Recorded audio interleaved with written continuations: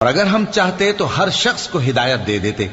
لیکن میری طرف سے یہ بات قرار پا چکی ہے کہ میں دوزخ کو جنوں اور انسانوں سب سے بھر دوں گا،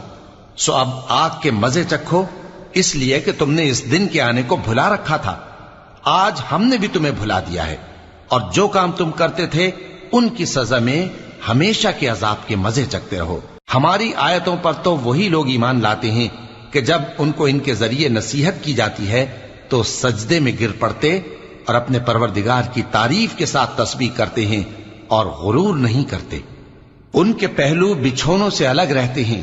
اس حال میں کہ وہ اپنے پروردگار کو خوف اور امید سے پکارتے اور جو کچھ ہم نے ان کو دیا ہے اس میں سے خرچ کرتے ہیں۔ سو کوئی شخص نہیں جانتا کہ ان کے لیے کیسی آنکھوں کی ٹھنڈک چھپا کر رکھی گئی ہے،